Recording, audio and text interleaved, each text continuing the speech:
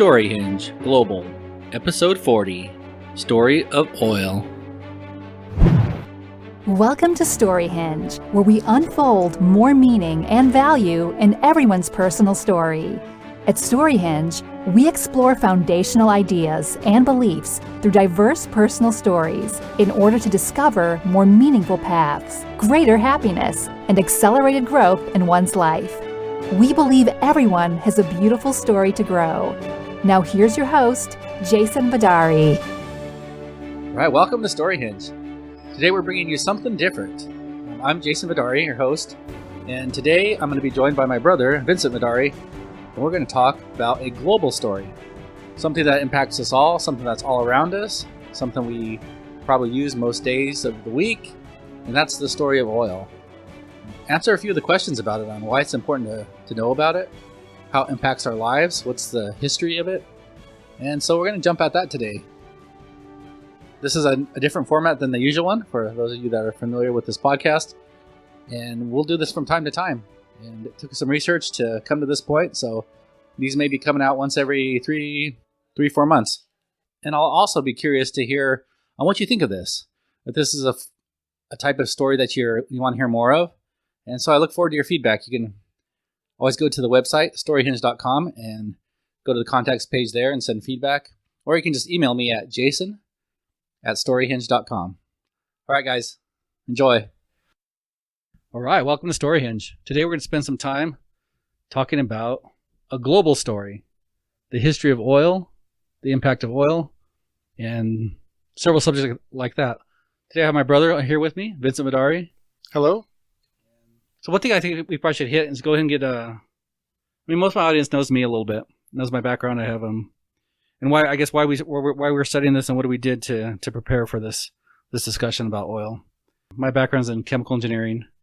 Been in that my whole career.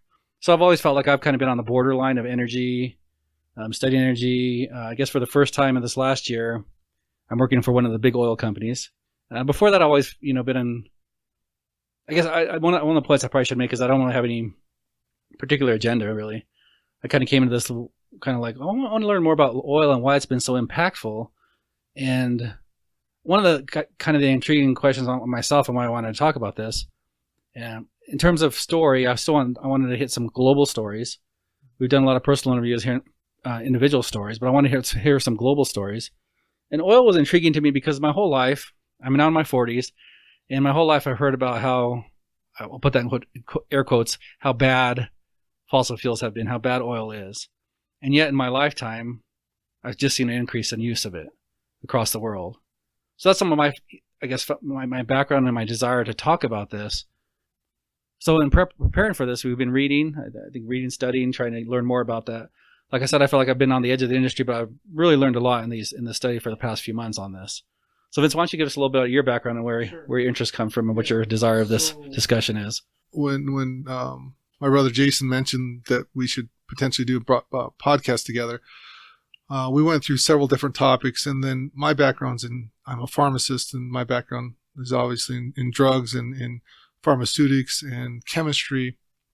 And so I thought both of us had a strong inclination, or at least a strong background in drugs or chemicals in general. So we thought, well, the most prevalent chemical that all of us consume, or all of us are around on a daily basis, is oil or fossil fuels. So that's kind of how we arrived at the topic. I'm interested in the topic in very similar ways as my brother, in that studying this, reading about this, even personal experience. I've never been in the oil industry or surrounded by it, but just the idea that how prevalent fossil fuels or fossil fuel derivatives are in our everyday life, I thought it's fascinating. It's one of those ideas that we just take for granted, and it almost falls into one of those categories like gravity, and that we know that gravity exists, but it's something we very rarely acknowledge. And so I think to a large extent, fossil fuels falls into that category. Is it's something that's always there, is prevalent in multiple different areas that we don't even realize. And so I just thought it would be an interesting study. And as we go through our talk and as we went through our reading, realizing not only personally on a personal basis, but this is a geopolitical topic. This is a topic that crosses religious boundaries, ideologies, both on a religious way, cultural, nation states. This has no basis.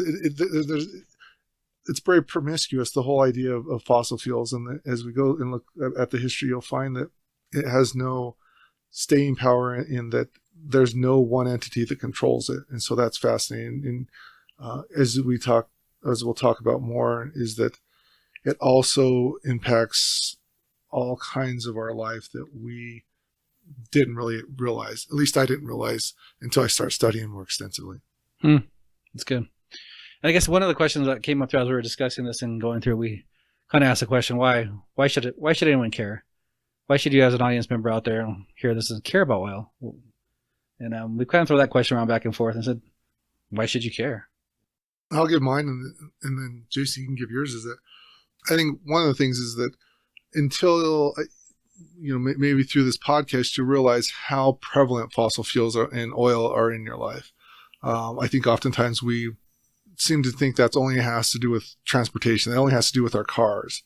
But as we'll talk about, it has to do with agriculture, has to do with about allies, it has to do with about world wars, has to do with about, sometimes we'll hear in the news, this is a matter of national security. What does that really mean, national security? Why is oil in the national security? You'll also see this has huge economic implications, not only in the United States, but globally. So why should the average person care? Anything from filling up your car to the food you eat, to the 401k you have, any retirement funds that you may have, anytime you travel, those all have, in recent news and geopolitical news, still to this day is largely, I shouldn't say largely, but to some extent dependent on fossil fuels. I mean, that's my take. Yeah. I guess mine was, if I could summarize it in a sentence, is probably how impactful oil has been, especially the last 150 years. Even for someone like myself, who's, like I said, I kind of feel like I've come in on the edge of the industry. I spent some time making carbon fiber, which is kind of the opposite, trying to make cars more efficient, more fuel efficient. Also had a job offer from an ethanol company, which again is another kind of alternative source of fuel. And even for someone like myself and being kind of close to that industry, doing this research and looking into it, I was amazed on how impactful it has been really since, like I said, the last 150 years. I didn't realize how integrated it is in all parts of society. So that would be my reason why, is because it's so integrated into our lives today, we don't even realize it. And we may, I guess sometimes I want, kind of the theme of the podcast, it's right along with that. I want people to be exposed to more ideas, to think things through, I don't find myself dictating, you should think this or you should think that. It's more, I guess a lot of times it's more I want the process. Have you thought through it this way and considered things this way? And so I find myself with some desire that we as humans make better decisions, and having better, more complete information is part of that desire. And so that's kind of my why on why it's important to consider oil and its impact and what it means. And I think to dovetail into that is that information, and that we get ideas, we get parts of ideas from politicians and certain groups that this is what we're going to do. And then hopefully during this discussion that we're having, this will equip you to kind of look at that with a more critical eye and say, is that really realistic? Or are they just making they're just trying to attempt to make political points? Or is there a better way to go about this than what's currently being presented? So I think it's to also look at public policies regarding energy. I guess probably a point that's really foundational to this whole conversation is human impact on the earth. And how impactful should we be? Should we be impactful at all? I guess there's probably different thoughts on this. How impactful have we been historically as a human beings, human race? And I want to hit that first because that seems to be a foundational place where we, depending on where we stand on that, that's how we will see the current situations with oil.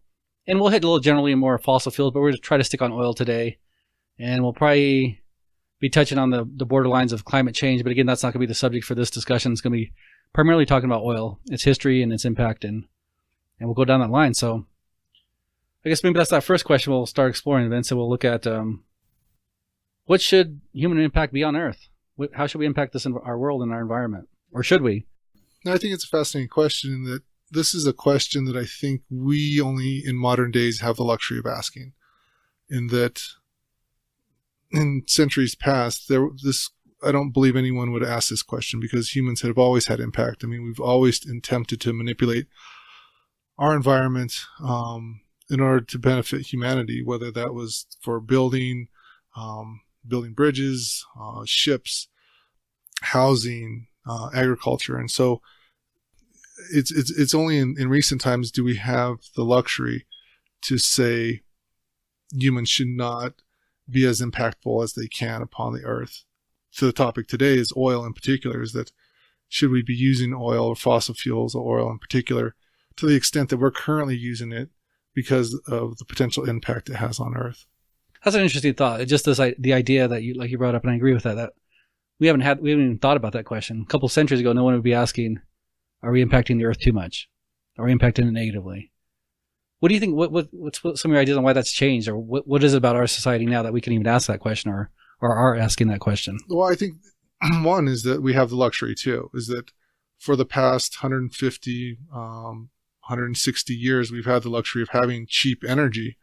And we'll talk about this as we go along, is that cheap energy in the form of fossil fuels. That is a very recent phenomenon in human evolution, cultural evolution. So again, we have the luxury. We, for the most part, in most parts of the world, live in houses. We're heated. We have access to food year round.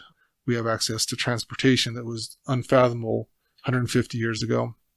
So again, I think it's a luxury to have this idea that maybe we should scale back on our impact on the Earth, impact on resources, our consumption of resources. I think in addition, I think the idea that the population that is now human population on Earth has become something of a topic to discuss, and that if we continue at our current rate of population growth, there may not be resources in the near future. So I think those two things, luxury and then population growth. So yeah, so I guess on some level, the reason we can talk about, I guess, oil and its impact on the Earth, that we even have that conversation, is because oil has afforded us the lifestyle to be able to talk about that. Yeah, it's fascinating. Is that if you look at population over time, it was a steady growth, if not decline, over several centuries. And then about 150 years ago, during the Industrial Revolution, in conjunction with the Industrial Revolution, you had this huge population growth. And that basically is parallel to fossil fuels and innovation during that time. So probably the only reason you and I can have this conversation right now is because of fossil fuels, because of cheap energy.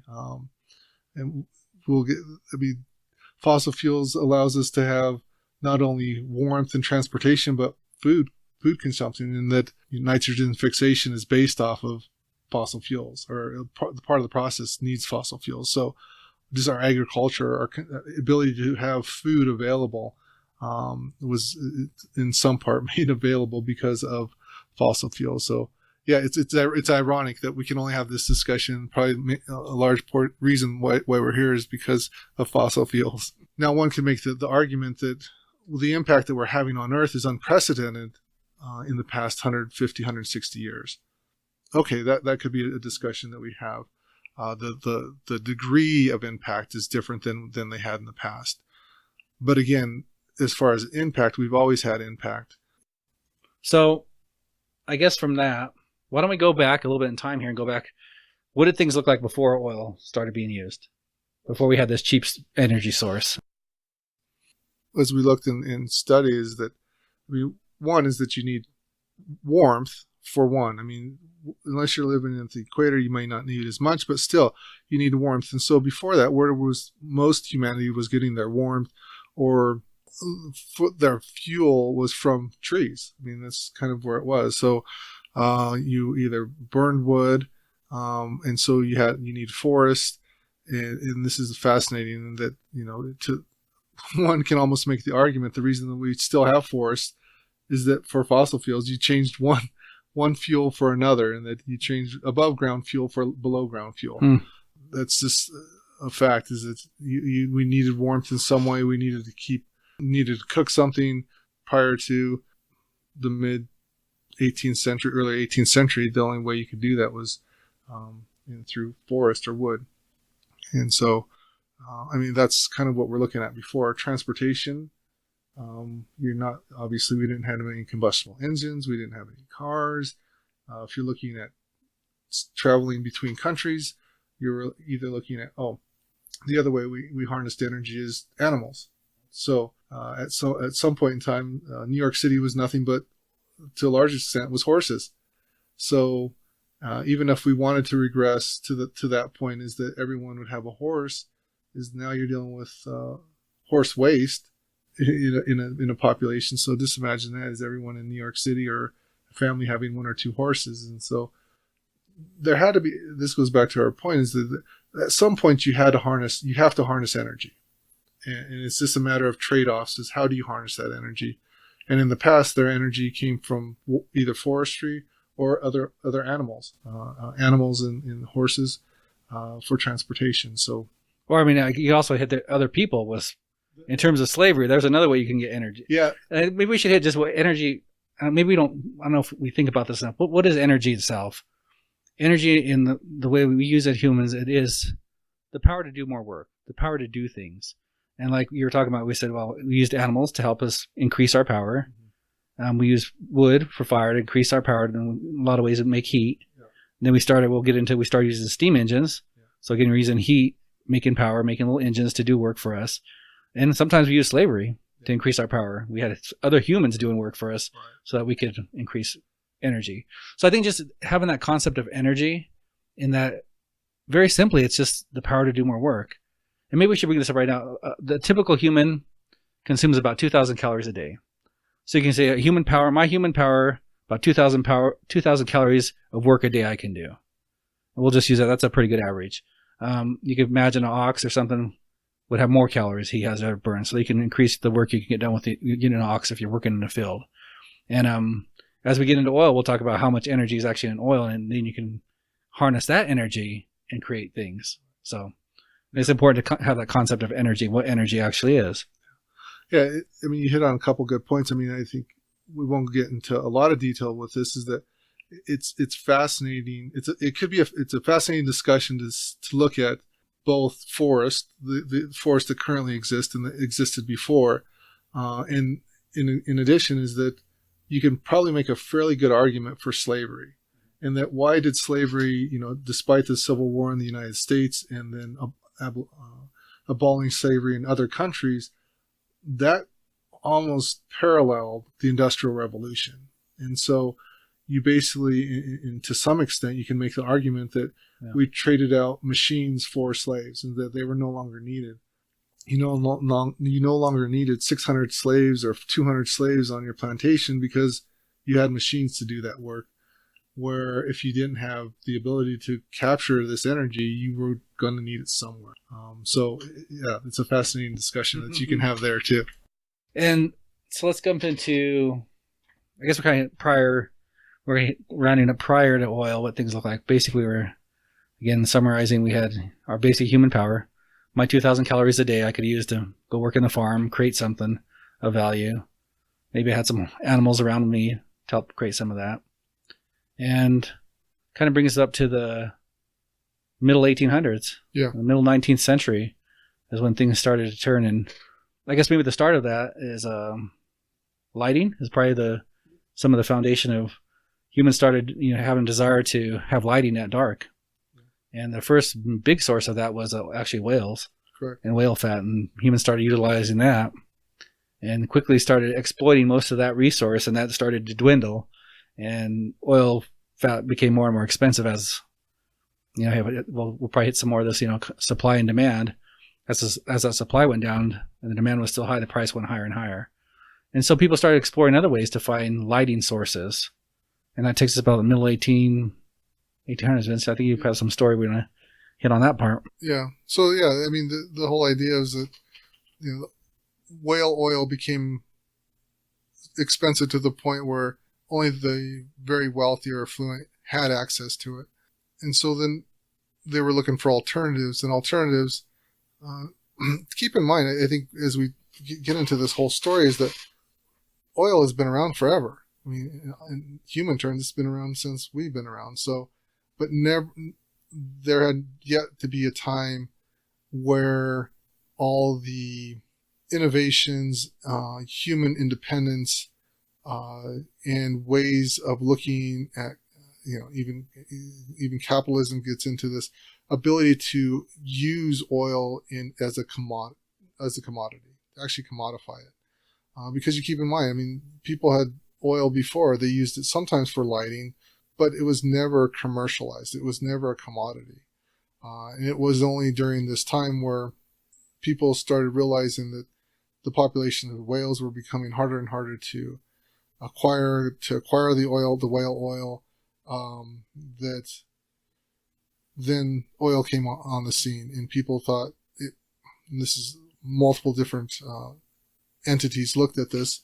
We'll go into some detail of who these are, but in large part, certain entities saw oil as a way to use for illumination. Why don't we hear? I really enjoyed Drake's story. Yeah, and how that first happened. So why don't we dive into that a little bit here and get some of the background. So as I understand it, like you said, they're at this time period, people are looking for other lighting sources. Basically started looking at chemistry-wise, they started looking at this at the universities and seeing, hey, is there something oil that could be used for this? Yeah. So they started, using their modern technology at the time and modern science and in the universities and starting to break that down and say, hey, can something be used here?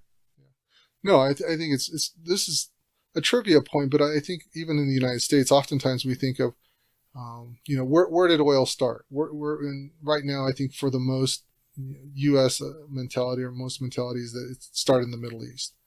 And then if you even point to them, well, it started in the United States. Well, we're out in the United States. I think most people would think Texas. Yeah.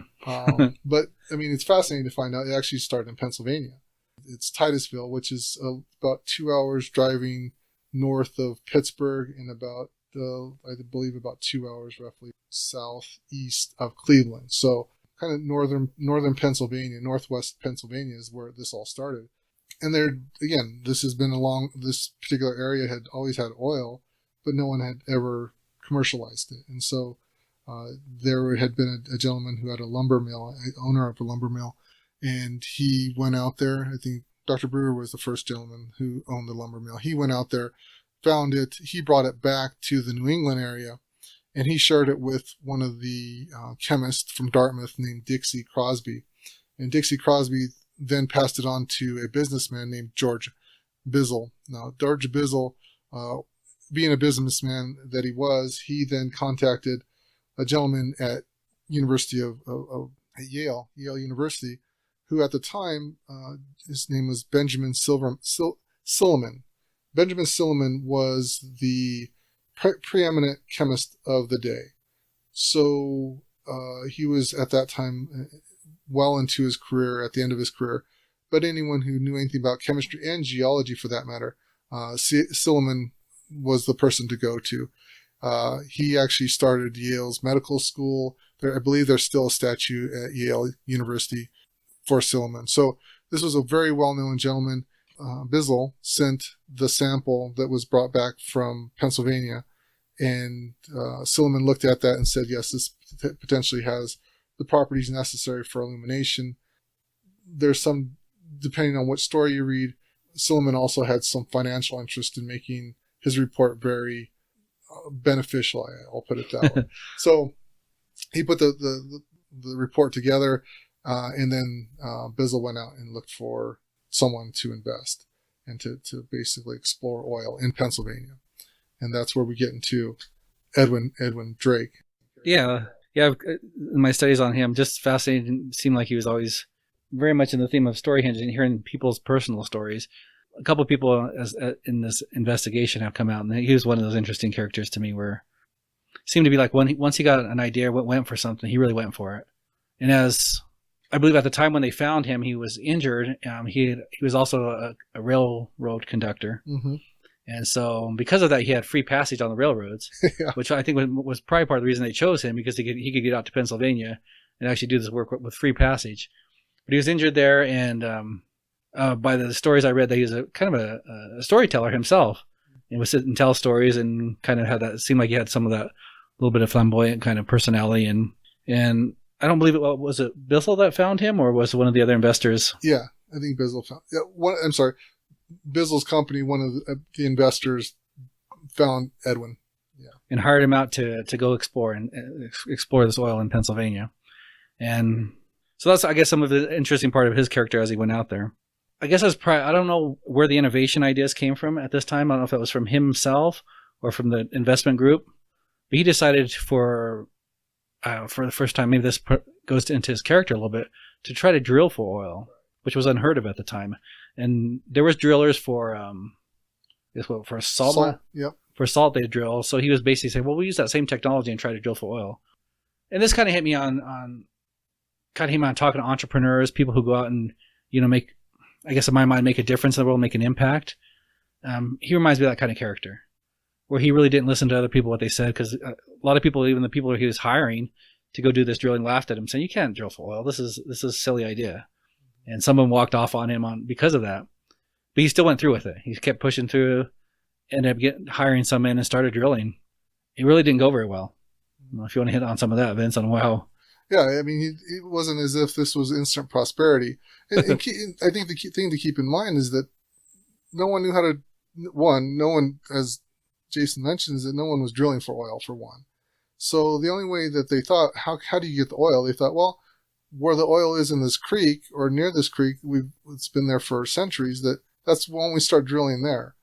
So there was no geological, or there's no exploration in a sense. So he was just based off a hunch doing that, and he ran into a lot of problems in that it wasn't instant success. And I mean that goes back to what Jason was saying, is that he's an interesting character in that, one, he had perseverance, and there was a lot of naysayers saying he couldn't do it, but he continued to persevere through that and saw a vision that this would come through. The interesting thing too is that the company that hired him, he basically, I think, telegraphed them and said, I need more money to continue the exploration. And they said, we'll give you enough money to come back to the New England area, but we're not going to continue to fund your exploration. So he used his own money. Yeah, but my understanding, they basically said, we're over, we're done with it, shut it down, call it good, we're done. But he kept going. Yeah, he kept going. So, yeah, he persevered through that. And then August 27th, 1859 is when he and his assistant, Billy Smith, basically, what they did is they, again, drilled for oil. And they're about, 60, 65 feet, I think is about as far as they went? I think somewhere around there. Yeah. Yeah. And they broke through, and they thought they broke one of their pipes, because that's kind of what was happening to them all the time. And they went home for the day, and then the next day, I believe they were walking by and they saw this green oily goo coming out, and they realized that they had actually hit oil. And basically 1859, you can mark down as a transformation from is using oil from then on till present day is kind of the hallmark. And he transformed, again, back to what we've been talking about, is oil and energy. The ironic part is that Edwin never became wealthy off of it. So despite his perseverance, despite all what he went through, and personally, he never profited significantly from it, from all I count. Yeah, in fact, he was kind of broke, and then I think he eventually did get later in his life, he got like a pension, just so he could sustain his life towards his retirement years at that age. So yeah, and I guess a lot of the story on this, you mentioned that perseverance, and after he did that, to see how many other people just showed up and started drilling in the same area. There's some pictures of these, you can find them online, where you just see nothing but oil rigs just lined up right next to each other all over a hill. There's hundreds of them, and people just all trying to make profit off oil. Yeah, and I think there's multiple parallels that we can talk about with oil and other industries. I think you find similar industries currently in the technology industry, is that we could see people making money off of making apps. And so there's a flood of people trying to make apps and try to make money off of that. And only a few actually do. And we can go back 15, 20 years ago, we talk about search engines.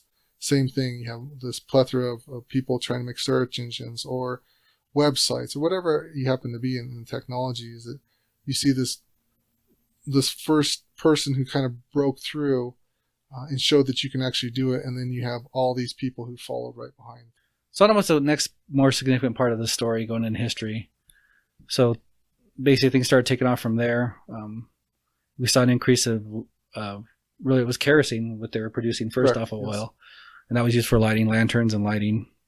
Actually, at that time, I think a lot of the rest of the oil was kind of a waste product. And some of the gasolines and some of the lights they just burned. And I don't know, for the tars, the heavier stuff. Maybe we should talk a little bit about what oil is, because I don't know if people have the concept of what oil is really. Oil is really a mixture of all kinds of different hydrocarbons. And hydrocarbon is just basically, it's a carbon and hydrogen atoms combined in different forms, different lengths, different chains. Where the bigger, heavier molecules, you get more like tars, the heavy oils. And as those chains are smaller, you get lighter and lighter materials. You get to the kerosenes and some of the gasolines. And then if you get light enough, you even get gases out of there. And then you get, we call today would be natural gas, where you have the methanes and some of the lighter gases. So basically just different lengths of carbon chains. So a barrel of oil has a whole mixture of that. And early on, they were just using the kerosene part of it, which is kind of a middle area there which was a pretty decent fuel for lighting. But I think pretty soon people started realizing, hey, there's other parts of this oil that's valuable too. There's other things that we can use here. Yeah, I think it goes both ways. I think there's from that point, finding it in Pennsylvania, I think there's a couple other things to keep in mind, is that it just came out as oil unrefined. So you had other industries pop out, including refinery industries. So now they had to refine it to only extract out, distill out, if you will, kerosene. And so as Jason mentioned, is that they got rid of what today would be very valuable gasoline. And to some extent, a lot of the heavier oils, they didn't know what to do with. So they either threw it away, or in the gasoline in certain parts they just burned or just put it down the river. Environmental catastrophes were prevalent in all these areas. So, and they were only looking for one thing. And then over time, there's a lot that happened between 1859 and then entering the 20th century. And probably the biggest, if we take the biggest, highest, most salient point, is the combustible engine. In that they didn't know what to do. Even Henry Ford, his first engine could have run off of gasoline or ethanol. Yeah. So it wasn't as if gasoline was going to be the product of choice. Yeah, I'll hit a little bit on that. Just what distillation is, why ethanol was also a factor back then to some degree. So distillation basically is a simple process where you heat up that oil. And since you have different size molecules there, the smaller molecules at a lower temperature, they'll vaporize. And the heavier ones won't. So basically distillation, you do that, you heat up the oil, and you get stratification of the different molecules. The lighter ones going higher up, the heavier ones staying down low. And in that process, basically separate and get your different fractions of the oil. And that's where they started off with theirs. And the kerosene fraction was the most important initially. Ethanol was also around back then as well. And the way you get ethanol is it's a totally different process. Basically, you ferment sugar. I mean, that's what you guys know, very familiar. Alcohol and how we drink alcohol. It's the same process where you have a form of sugar and you allow the yeast to ferment it and it produces alcohol. And then in that process too, often you have to distill it as well. And you distill it and you'll separate the water from the alcohol and then use the alcohol for a fuel. So you're right. And Henry Ford wasn't sure which one would be the more predominant back in his time. So he actually, some of the early vehicles actually were made to be able to run either one. We think maybe that's something, we think that's a newer idea since we've heard about all these, E85s and ethanol cars, but those have been around for a long time. One of my questions, I guess, coming into this was, why did we choose petroleum over ethanol? I think one of the statements that Henry Ford had at the time, he thought maybe ethanol would be the fuel of choice because anyone can make it. You can make it in your backyard as long as you have a sugar source, and you can ferment something and make your own fuel. And I thought maybe there's some story in there, and I think there is a little bit of story in there on how it became. But probably the predominant part of that was that the abundance of petroleum, the ease to extract it and to distill it, it made it very cheap, real cheap, relative to ethanol, where you have to basically grow something. And for us, like in the United States, corn is probably your most profitable starting feedstock. You'd have to grow corn, and you have to get the sugars out of it and ferment it. Well, you can ferment it. You can basically cook it and get some of that sugar out, then ferment it. Then you have to separate all that ethanol from your water, basically getting purification. So there are several more steps in that process compared to petroleum, but you pump it out of the ground, distill it, and you have your fraction right there. Right. So it's a little bit. So economics is probably a huge factor in why ethanol didn't become the leading source. Yeah, I think the economics of it, and then at least at the time, the turn of the 19th to the 20th century, when individuals were making kerosene or distilling out kerosene, it became very profitable, and so you had an economic advantage over the biofuels as we know them today, or the ethanols. Is that there were several individuals who were becoming very wealthy, and so they didn't.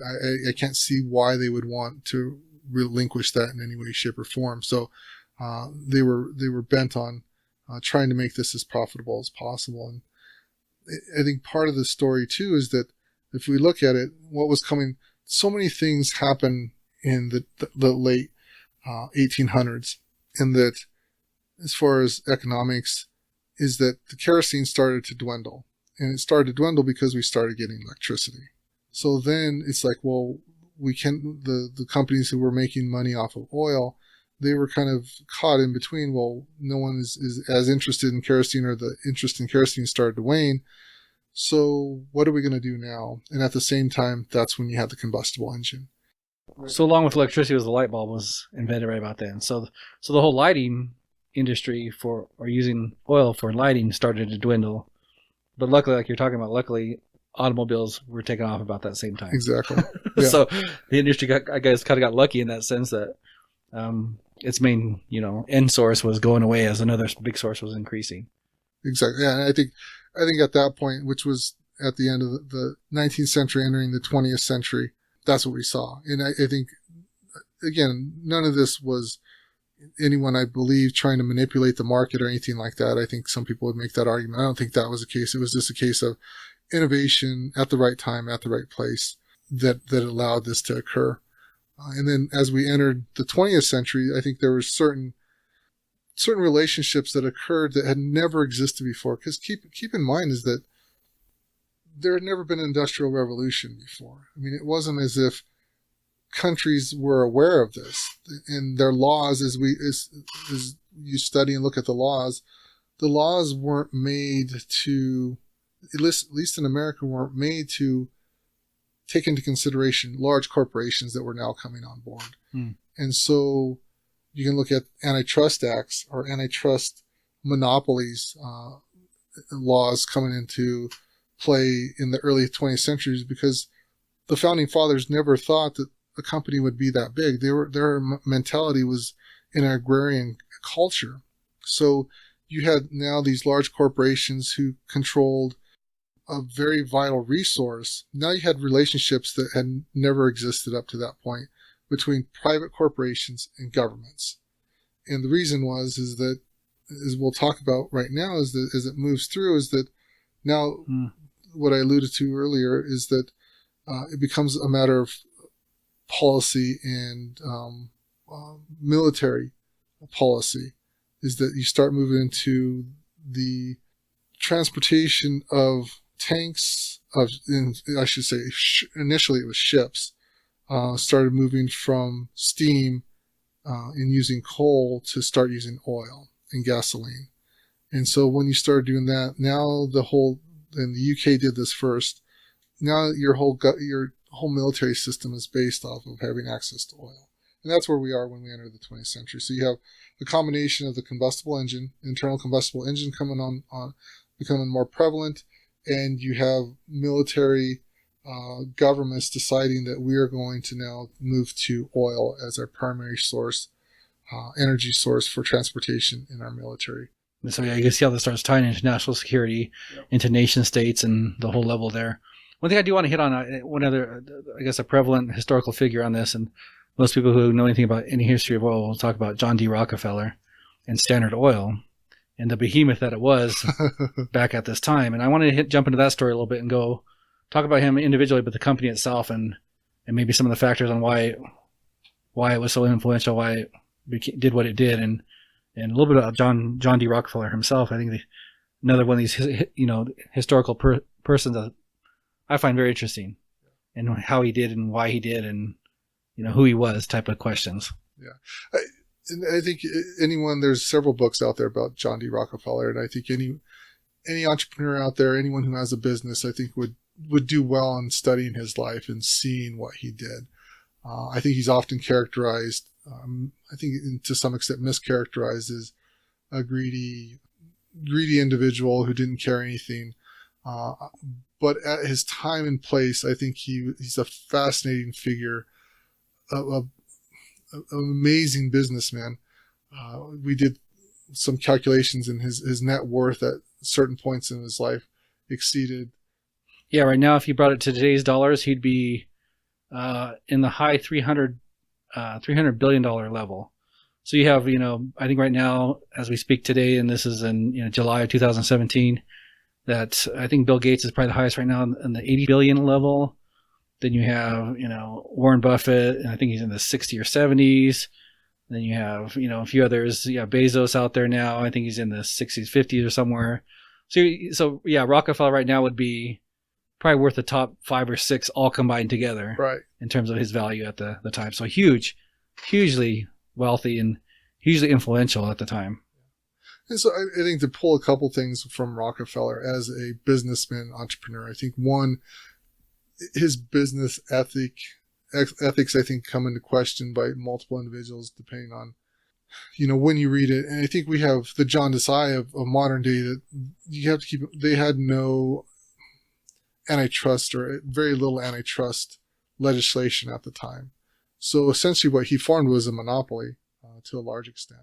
That would probably be kind of similar to like as the internet's been growing these past 20 years, it's similar to that. There was no internet before. How do you regulate for that? What should the laws be? These privacy questions start coming into play. So in his time, it's somewhere like that. There was no these huge corporations that had so much. There was not that. These monopolies that would have so much control. There was nothing that before him. So there was no law there that regulated those things. Right. Yeah, I think the laws were very gray, if anything. And again, they weren't equipped as they weren't equipped in 1985 to deal with the internet that exploded over the next 30 years. They weren't equipped. And so I think oftentimes when we look at his life or you read about his life, it's somewhat with a John Desai in that he formed a monopoly, and at least in the U.S., it's seen as a black eye on him. In that, however, you can make a fairly good argument that he did it for a particular reason, not only to make money, but it goes back to our story about Edwin, is that as soon as people find oil, there's this descendance of this boom and bust type of mentality that people descend on that particular location in order to extract as much oil as possible. That is not the most efficient way to get out oil, because the number of wells that puncture that reservoir pretty much diminishes the amount of oil that you can get out, because the pressure is relieved by multiple sites. So it would actually behoove whoever finds it to only have one or a few oil wells coming out in order to extract the most. So he saw that as just wasteful. The other thing he saw is the volatility of the market. So you had these boom and bust cycles where oil would be very expensive because there wouldn't be that many wells, and then someone would find a well, and then the market would go down. So it was very difficult for anyone in the business to run a business, just because of the volatility of that. And so he set about regulating that, in a sense, by forming monopolies. Again, he was a smart businessman in this, and I think this is one of his greatest characteristics, is that he saw a problem. He saw a problem that I think most people, at least at that time, did not see initially. And that this boom and bust cycle is that people would, again, go in and get these large amounts of oil out. However, you had a lot of speculation, and that you may not hit oil, or you may or may not hit oil. What he did was smart, in that he basically set himself up as a refinery. So his refinery was in Cleveland. And so, as we talked about earlier, is that Titusville, where it was originally found, was about 2 hours from Cleveland. So he had access to the oil wells who were originally discovered. So he set up a refinery, and he also did it, and this is one of his other great characteristics, he's very meticulous on how he did it. So he became one of the best refiners and had some of the best refiners working for him to refine the kerosene. And I think the name's appropriate when he said Standard Oil, because it became a standard product. And that when we have a product on the shelf, or we go to the store or whatever, that quality assurance is always there for the most part, and that's what we're looking for. At the time, people were getting all kinds of different grades and qualities of kerosenes. So he standardized that, which, again, as the consumer, he met the demand there. And I think that was definitely brilliant on his part. But yeah, his story is fascinating, in that then he went on to basically get other refineries. He also was a very great businessman in playing off of competition, especially railroad competition, and that he played off the railroads because he needed to transport his oil from basically Cleveland to the East Coast. And he played off of different competitors in order to get better prices. That is, railroad competitors, to get better prices to get his oil. There's multiple things about John D. Rockefeller that I think are sometimes get lost because of the amount of wealth he was able to accumulate. But as far as American businessmen, I don't know if you can meet a better one. I think Carnegie was close. The Vanderbilts. And just as we're talking, though, keep in mind this whole story of oil brings in some of the best and brightest figures over the past 150 years. So whether that's John D. Rockefeller, Andrew Carnegie, the Vanderbilts, the Rothschilds of the world, all of those were intertwined within this story. That's good. Now, in your study, did you get a sense of him personally, what his his personality characteristics might have been like? I think sometimes it's hard to see that through all the different story. And yeah, I mean, from the accounts that I read and the books that I read, some of them tended to emphasize his Christianity. He was a Baptist, so he was a very faithful Baptist. His wife was a very faithful Baptist. He was very secretive about his dealings, both personally and business-wise. So, and he was very regimented. I think that's another thing I think most people could take away, is that he had every day he had his schedule tailored to what he was going to do. There were certain times that he would be at work. There were certain times he would be taking a nap. He woke up at the same time, ate at the same time, his breakfast, lunch, and dinner at the same time, went to church. So it was very regimented in that respect. So, and I think it is fascinating. The what we talk about today is a contrast between his Christianity and how did he square his Christianity to gaining that much wealth. And depending on the accounts you read, he saw it as a blessing of God, and that certain men throughout history made the world move, and he saw that as God blessing them in a certain way and moving forward. So I think you get a lot of that with John D. Rockefeller. He was also very smart in that he surrounded himself around people, and he had people, this goes to like a social aspect, he surrounded himself with people who were as diligent as he was. And so in both business and in life. So he wasn't a very public person. He and his wife didn't go out. It didn't seem like very often and go to public events. And so he's very closed circle individuals. And I think he kept that not only in personal life, but his business life, because it wasn't until Standard Oil became a very dominant global company that people finally figured out what was going on. I think another part of him too I saw was that his philanthropy was pretty a part of him all the way through. From early on, he was always felt like he had to give a portion of what he earned to others to help those in need, and that's something you may not hear, may not notice about him, or may not have heard. Yeah, I think people overshadow it, and I think cynical individuals would say also, oh well, of course he gave money away when you have that much money, but this was a thing he did from the time he was just starting out in his career and to late into his career. So yeah, it wasn't a spur of the moment type of decision to look good politically. Yeah, yeah, exactly. No, I think at least from the accounts I read, he had done that in his entire life. So when we wrap up, we wrap up the story of Standard Oil, kind of where it went. It became a huge monopoly, the leading oil company of the world, controlled, I think at one time, 90% of this distillation in the world. And then I think about around 30-40% of the wells even. He started going to the wells after he had distillation. Correct. And yeah, so I mean, the thing we still have. This is the story. I mean, just like any other good story, is that we still have remnants of it today, and that you still have remnants of the Standard Oil today. In the idea of, one, we have antitrust laws. The Sherman Act, which was, I believe, implemented in the late 1800s, basically made it illegal for there to be monopolies. So I think Microsoft went through that, and Google, I believe, went through legislative or congressional hearing on, in the past 10 or 15 years, whether or not they have a monopoly. And that all stems back from Standard Oil and the breaking up of Standard Oil, because there was truly a monopoly in that situation. But Standard Oil broke up, and they had divisions all over the country. So they had some in California, they had some in New York, they had some in Cleveland. Those today basically became our Exxons, our Mobiles, our Chevrons, and Conocos. And so the other ironic component of that is that they broke up this monopoly that was owned by mostly John D. Rockefeller and his associates.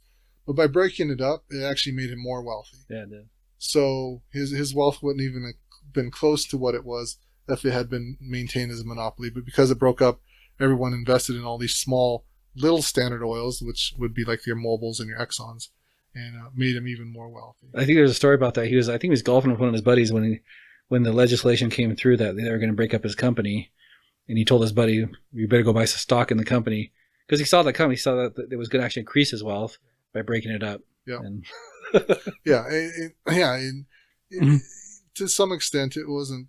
They still had loose coordination between all these small Standard Oil companies, and yeah, we still have a lot of them today, and they own or roughly the oil that goes around the world. These large corporations still manage, not the majority, but they manage a significant portion of the oil that we now, oil and fossil fuels that we now consume.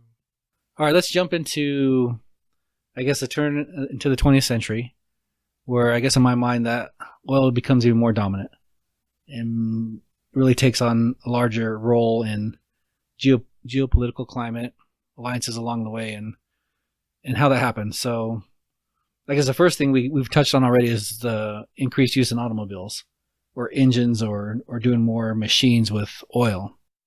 From my research, I guess one of the main turning points I guess I see is in World War I, and how I think UK led this change. Did you want to talk about some of that? So Winston Churchill at this time was not the prime minister, but was responsible for military, especially the naval military development. And so at that point, UK Navy, per Winston Churchill, decided to transition from coal to oil and gasoline in particular. So at that point, this is why it becomes national security, is because at that time, the UK had the best naval fleet in the world. And so this became an arms race, just like recently we had the nuclear arms race. So this became a naval arms race in the early 20th century. So countries such as Germany, France, Russia, everyone had to keep up, because Britain had already dominated the sea at that point, or dominated dominates the sea. And so for any country that had the potential to go into conflict with Britain, had to keep up. So at that point in the early 20th century, leading up to the First World War, this conversion from coal to oil or gas made everyone else put on or pursue oil as a national security. So even today, we have national security. When we say, in the Middle East, it's a national security policy that we have to have access to oil. So this started in the early 20th century with the British basically declaring that they would go to gasoline for their naval fleet. The U.S. shortly followed thereafter, and then all the other developed countries, major world powers at the time, followed likewise. I think it's interesting that they even took that step, because here's UK that had no natural access to oil, but still in that condition saw the advantage of using oil over coal, that they would make that change. Right. So it gives you some indication on how much better of a technology it was, or energy source it was, over coal. Yeah, exactly. Yeah, I think a couple things what it allowed is the flexibility of transportation. They no longer needed personnel on the boat to replenish the coal. Combustible engine, not only internal combustible engine, allowed for the speed of the vehicle, in this case the boat, to move quicker than coal. So they had those advantages, and once you had that, you had speed. You had less personnel dedicated to keeping your engine, in a sense, running. You had a lot more room for. Imagine those individuals now could man guns. You could put more guns on it, on this particular ships, and so the ships were faster than they had already been faster, but now they were significantly faster than any other fleet out there. And I guess as I studied some of this area, one of the things that fascinated me was how it seemed like all these countries seemed to realize it, especially the developed countries. Right. And you all see them starting to make alliances, making arrangements to have access to oil. Right. It became very evident. And I mean, I think you make a pretty good case if you look back in history and say those who did have access to oil remained or became powers in the world, and those who didn't remained behind.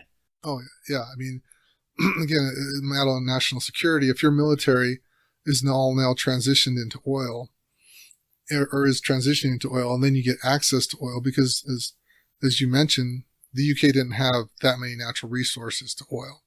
The only superpower at the time that did was the United States. And so they had a distinct advantage moving into World War I to have access to oil. But all the other states had to make alliances with countries who had oil. So you look at these alliances that are made across borders, that we look at them and they don't make as much sense as you would think, because we're talking about different ideologicals, perception of the world. We have either religiously or politically, we have autocrats, we have republics making alliances. We have now in today's age, we have civil rights non-alignment with certain countries, and yet we still make those alliances. And this started early in the 20th century, as we have in modern day, is that moved some of those developed countries such as Germany, the UK, the US, France, to go into the Middle East, and in Russia, for that matter, move more to the Middle East. And that's where we have some of the alliances today, which, again, cross ethnic, religious, and political ideologies all the way across. And I think it makes some sense to talk about. I think most people might know, but where were the major oil sources found across the world? Yeah. The U.S. actually had a pretty big market back then, and it still does. But of course, the Middle East, people usually know about the Middle East having a lot of oil, and it does. Multiple countries there in the Middle East. You also have big players like Venezuela. Yep. Mexico has a decent amount. Canada has a decent amount. I don't know if they were a bigger player back then as much as they are now, but they do have a fair amount. Trying to think of other. You had Baku, which was south of current day Russia. You had Sumatra, which was in the Indonesian area, having a lot of oil. And again, those are playing into how Europe, you can call it neo-colonialism or colonialism, started to make alliances with some of those countries. And again, as we mentioned, all the Middle Eastern countries in modern day, Iraq, Iran, and Saudi Arabia, the developed countries started making alliances with those. And I think we use the term alliances maybe kind of loosely here. Because, I mean, I read some of that history, and it was, I mean, I would say kind of taking advantage of some of these countries, right, and going there and exploiting it and actually taking their resource. Especially early on, they had some, some contracts, some agreements, but they were pretty one-sided. I would classify them towards the developed countries. Correct. UK, US, and now even so, and then you see where these developed countries started playing in their political systems, and like you're saying, Vincent, that even supporting maybe dictators at times because we want to keep access to the oil, or supporting regimes that were not in alliance with the values of the country that was getting a lot of that resource from that source country. Yeah, there's a lot of complexity. I think one of the underlying, if we will, one of the underlying developments of this is you had private corporations starting and meshing with themselves with governments, this is the first time you see that, or you see governments actually functioning as businesses. So those who nationalized their oil or their natural resources then in turn had to start conducting business with private companies such as Standard Oil or Royal Dutch or Shell in order to export. And in many of these times early on, it was kind of a one-sided alliance, if you will, of being taken advantage. Most of the indigenous population didn't benefit from these alliances. The governments did, or the businesses did for sure. But this is where what's fascinating about this to me is that this is the first time where we see governments and businesses almost enmeshed in each other. And at that point, early 20th century, we see that carried on through today. I mean, that's one of the stories the threads of stories that continues today is that these governments, the U.S., a lot of the EU, Russia, all the Middle East is basically tied into these major corporations now. And they have to maintain a fairly good relationship with these corporations, and vice versa. These corporations have to maintain a relationship with sometimes not ideologically, they may not match up. There may be dictators, autocrats that they have to support in some way, shape, or form, even if it's economically, in order to continue providing fossil fuels. I think that the idea of that we recently hit on is that example when we were talking about, how does this affect us personally? And that if we see certain placards or protests that no war for oil, or bumper stickers, no blood for oil. No blood for oil. It's a different context, but because you can see, if you really understand what oil is, it is energy. It is everything that probably all you listening here to this enjoy a pretty good lifestyle. Like we mentioned a little bit before, we're not worrying about, starving tomorrow. Probably have air conditioning in your car, in your house. Probably have heating in the winter. You're not worrying about freezing in the winter. Not worried about burning up in the summer. And so it's very much, I guess, tied to lifestyle. That energy source, that cheap energy source is tied to lifestyle. And right now, that source is oil, and has been for the past 100 years plus. And we haven't really we have some other stuff we'll hit here down the road to talk about some of the alternatives. But I guess I laugh on some of that because you say that being on a bumper sticker on a car, and that bumper that it's on is probably a plastic bumper, which is made out of oil. A good portion of the parts of the car are made out of oil. Correct. All synthetic fibers, usually sourced from oil. The energy just to form all the metals, at least from a fossil fuel, if not oil itself. So it's a bit ironic that it would be on a car. You have something like that because the whole thing of the car and the person driving is all their whole lifestyle and everything that embodies in driving a car and having those freedoms. Really is a lot of that can be attributed to the oil itself. Right. Even the bumper sticker itself is probably some product of a hydrocarbon or a fossil. Yeah, if it has any, yep, you're right. I mean, the plastic itself, it's plastic and the paints, the coloring, some of the self is from hydrocarbon or fossil fuels. So maybe we should a little bit on that. We're in today's society, we're in our own lives, where do we see oil? Right. Yeah, I mean, I think a couple of things immediately come to mind for most people. One is transportation. I mean, It drives transportation, whether you're driving a car or you're taking a bus system. So I think that's fairly obvious to people. I think where we may not see it as much is electricity. So we're not talking about oil as much as we're talking about coal. So we've moved into a digital age where everyone is hooked up to their cell phones or to laptop computers. Any small business, large business, at least in the Western United States that's working, is on the internet of some sort. Where does all that electricity come from? It comes from production of coal. So could the infrastructure of the United States or Western countries exist without coal or fossil fuels to run and generate electricity? I think it would be, as we're going to talk about shortly, it would be difficult to replicate from other sources. And so I've been a little bit fascinated, I guess. Maybe I mentioned a little bit this earlier, is that, in my lifetime, since the 70s up until now, as I think about my perceptions growing up and through my years, is that how bad fossil fuels have been or are, and how bad oil is. And yet in my lifetime, we've doubled the use of oil. Worldwide, we've doubled the use of it. Right. And I guess I'm fascinated on that question on why and how's that happen. Is it, and maybe you hear some sinister stories out there in terms of, wow, it's just all the big greedy corporations making people use oil and keeping all the alternatives from being developed. And some of that was part of, this investigation and looking at that.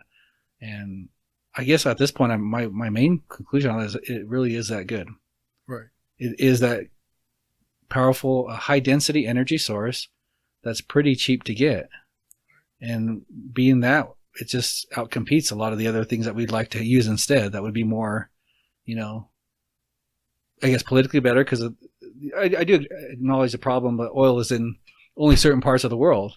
Right. And since we all want that nice, cheap energy source, being that it's in certain parts of the world, that cause all these conflicts and all these different complications, I guess I'd say.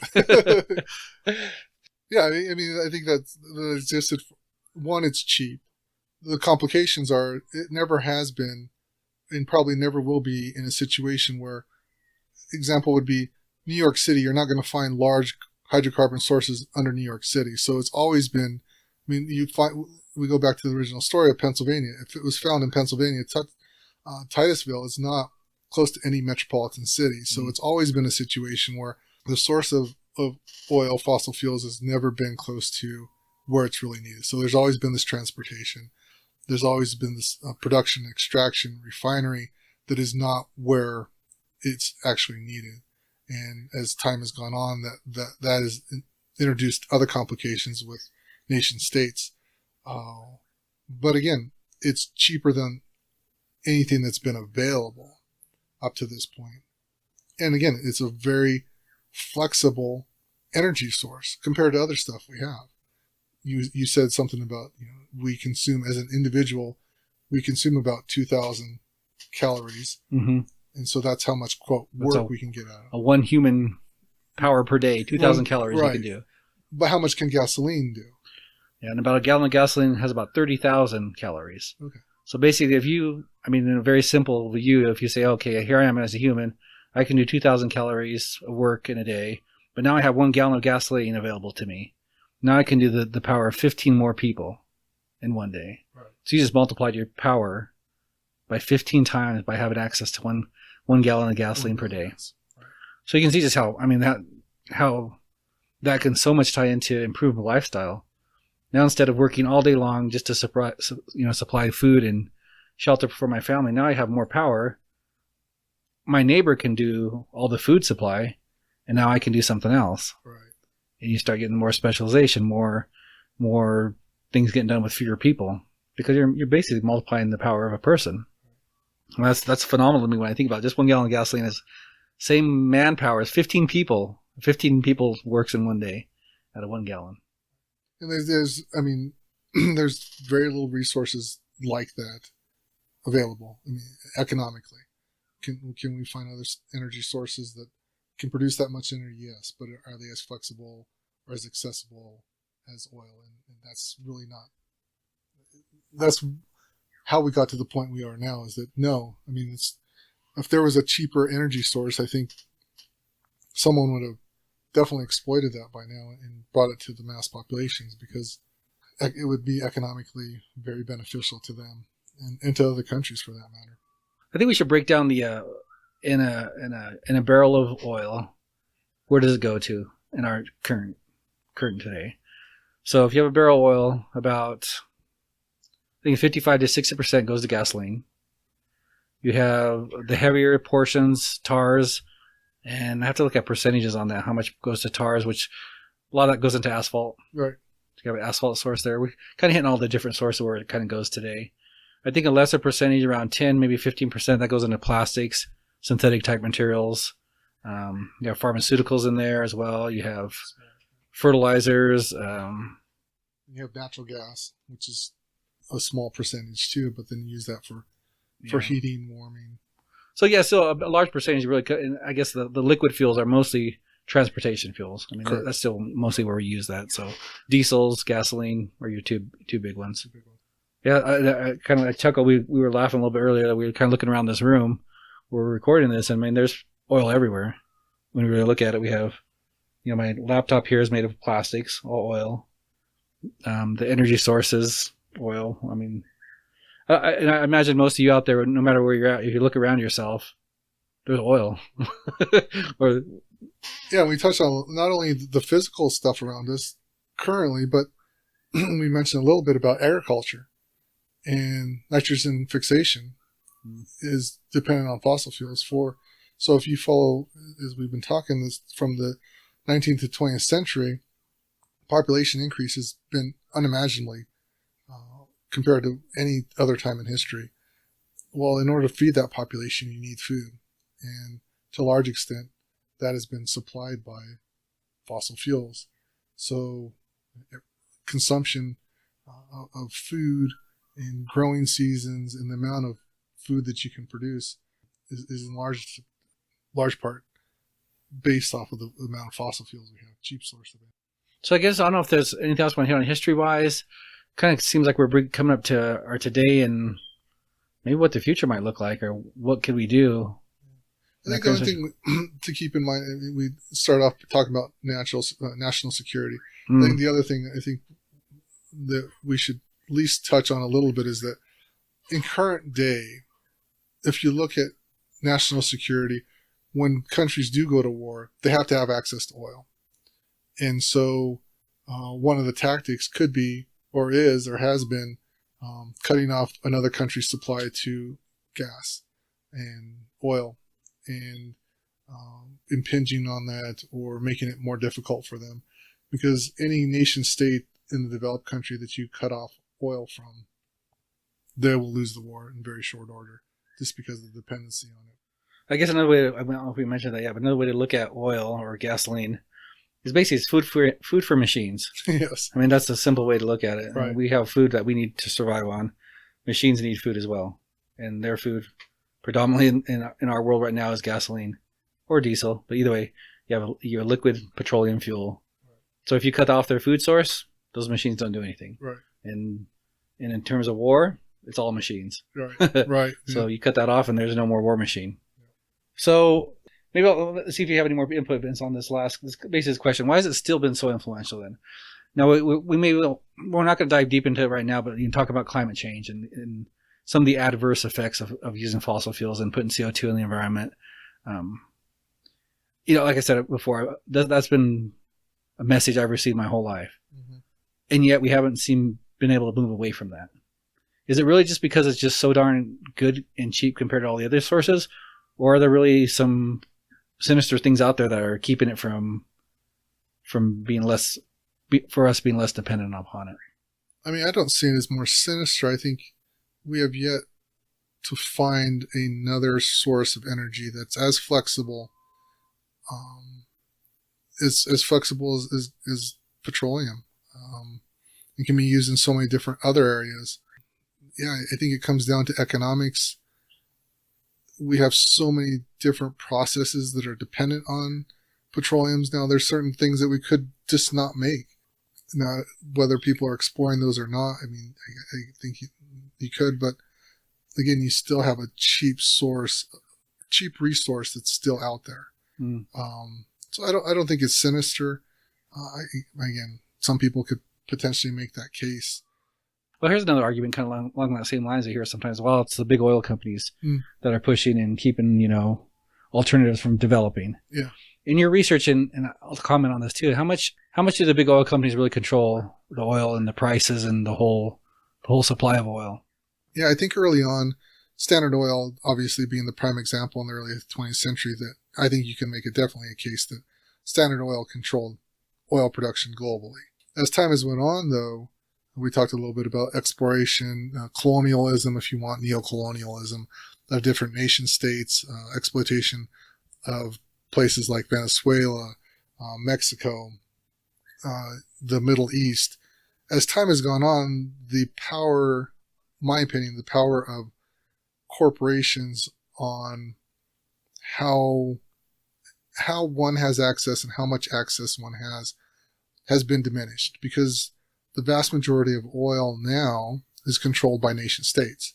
All the Middle East is controlled by its nationalized oil.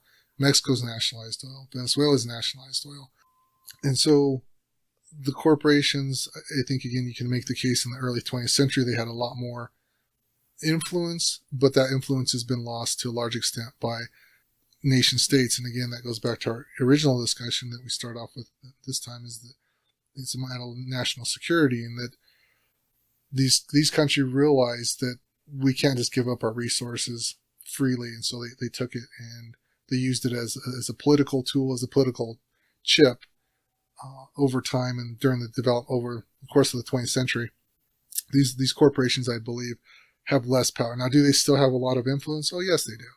But not to the degree I think as I think the media would make us think, is that OPEC has a significant influence, much more than, say, ExxonMobil or Chevron of the world. What is your take? I think so. I probably agree with that from what I've seen and what I researched on that. I mean, a vast majority, like you said, is controlled by national states out there. I mean, and I think the United States is probably one of the more unique ones along that line, where they allow a lot of the corporations to control its oil. And that might be the only country that really does that. If you look at, Saudi Arabia or any of the other countries, it's owned by the state. It's Correct. not owned by individual corporations. So, yeah. And then OPEC's a big player. I think probably most have heard of OPEC. And basically they are an alliance of the oil exporting countries. Right. And they basically help. They have agreements with each other on how much they produce, and thereby control the price. Yeah. And that alliance is stronger or weaker depending on what's going on politically. For instance, right now, in our current environment, in 2017, I think there's some disagreements between those countries that are in OPEC. For instance, Iran, I think, decided they're going to keep producing. Correct. Even though OPEC said we were going to cut back, and Iran say, no, I'm going to keep producing. But once one of those countries makes that decision, the other ones kind of fall, well, we're going to produce too, because we're not going to lose out on profits out there. So, but they do, I mean, they control, I still think, about 2/3 of the oil out there. I think that's about something like that. So, I mean, it's a loose cartel that I think we tend to give them more credit than what they deserve, because, again, as Jason mentioned, is that they sometimes agree, but oftentimes there's more disagreement than agreement. Because if they all did align themselves at once and say, this is the amount of production of oil that we're going to produce, and that's it, and everyone came into alignment with that, it would be very difficult for some of the countries to, like the United States, a lot of the European countries, to make up for either lost production or keep up with the prices. But there's disagreement between Iran, Saudi Arabia, sometimes the other countries, because keep in mind, most of the OPEC countries are dependent on oil for their economy. Yeah. So if they start reducing production, that's economic loss for them. And their population depends on economic infusion, finance coming in to buy the oil. And if there's less production, Iran being a prime example right now, is that because of the sanctions over the course of years, they need more infusion of capital. And if they go in agreement with OPEC, then they can't produce the capital that their population depends on, at least at this point. Mm-hmm. I think that's good. I think that's mean, there's so much more story in this whole oil story along the way, and more details we could dive into. We'll take a kind of a turn now, kind of maybe look to the future a little bit more, look to what things might be. And I guess maybe on this point, we'll make the point that, and I've kind of watched this because I did start some of my early career, early schooling out in petroleum engineering, and hearing some of the prediction on where oil is going. I think we both acknowledge probably it's a limited resource. We know that. Yes. And we probably feel, I think most people felt that we pretty much found all that there is to find out there. And there's some, maybe some technology changes that we can, and innovations out there where we can access more of the oil, maybe get it out there. But I think we pretty well acknowledge that it's not going to last forever. Right. And we're consuming it faster and faster as the years have gone by. And given that case, some things are going to change. And maybe we'll play a little bit of speculation here on how things might change. Maybe we'll play a little game here. Why don't we play first what would it really take to come off of oil and go to maybe some of these alternatives, and maybe how the future might play out. Yeah, so given what we've been talking about for the better part of over an hour now, you can see how intertwined fossil fuels are in our country, in our military, and globally. I think it would be very difficult for any country, developed country, to just say, I'm no longer going to use fossil fuels and stop, and for the alternatives. And we can get into some numbers as far as converting over to alternatives for the United States. Speculating, one is that the countries would have to find initially, how do we defend ourselves now? And so the military complex, if you will, of all the developed countries would have to find an alternative source. Either that, or they'd have to tell the general public, you find an alternative source and our military is going to continue to use fossil fuels. So I think that's most of my research in looking at this, and I think it makes good political points to say, let's all go to alternatives. And as we mentioned at the beginning, I think part of that is that this is a very complex situation, and it makes good political points to say, let's move to alternatives without really knowing what that means and how dependent we are on oil to a large degree. So, I mean, what's your take on?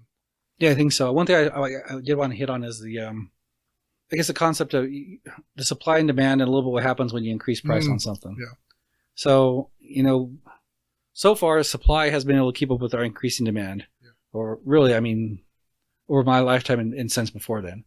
In terms of gasoline here in the United States right now, here in July 2017, we're paying a little over $2 a gallon, which is phenomenally cheap for gasoline. And I think I joked about this before. I was saying that you can get gasoline cheaper than water. Yeah. You get bottled water costs more than gasoline right now. I mean, that's phenomenal if you think about it in a way that water, which is on the surface of the earth, that should be very cheap to get, is more expensive than gasoline. Right. Yeah. But in the concept of supply and demand and just price changing, I guess very generally and generically, say we have a good that people use. What happens when the price goes up on it? Say that price doubles. What happens? I think a portion of the population may not have a problem with that. They can afford to pay the double the price. No big deal. They keep on living the way they live. There's probably another portion out there that says, "Oh, wait, I have to change some of my habits. I have to change some of the way I live because I can't afford that much of that stuff." And then you probably have another group that says, I can't even use that stuff anymore because now it's out of my price range completely. And I think this is something important, not just individually, but nations out in the world. Right. You have developing nations that want the same access that we have here in the United States, being very developed, and having that cheap energy source so they can develop their country. If that price increases, say it doubles or triples, some of those nations aren't going to be able to use oil to develop their nation. I think it seems, in my mind, it seems very simple, but I don't know if it's talked about very simply out there. No, I don't. Yeah, I think exactly right. I think we can go from a microcosm to a macrocosm. And the micro is that you're right. I mean, on a macrocosm, there's certain individuals, certain families who can probably absorb that additional cost. And keep in mind, I mean, the prevalency of the cost is not just transportation. It's food. It's potentially medical, and other areas that we've already discussed. So there's some individuals in the Western world who could probably absorb that additional cost. Some that may have to cut back a little bit, and then some can't absorb that price increase on microcosm. On a macrocosm, then there's certain countries who won't be able to continue to develop. I mean, that's the nature of the economics of it, that they can't afford. If you look at the development of all the developed countries, bar none almost, I can't think of an exception at this point, who have not had access to a significant amount of fossil fuels over the 20th century. I mean, we can talk about Russia, EU countries, the United States have all had access to inexpensive fossil fuels. They may have gotten it from different areas, but they all have had access.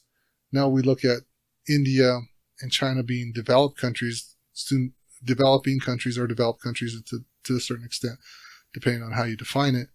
What are they doing? They're basically consuming a large amount of fossil fuels, just as all those countries you just mentioned in the 20th century, in order to keep up with us. Yeah, to grow and to be viable. Yes, it seems so simple on one side. Right. Like I said, if energy is what it is, it's power to do work, power to go do things. If you have more access to more of it and it's cheaper and you can use more of it, you magnify the power of a human, right, and be able to do more stuff and develop more and to grow more. So maybe we'll hit a little bit on, we've done some numbers, some calculations here on saying what are the equivalents, I guess, in the energy we consume in the United States, like I said, primarily on fossil fuels. What does that translate over to if we use all, say, wood?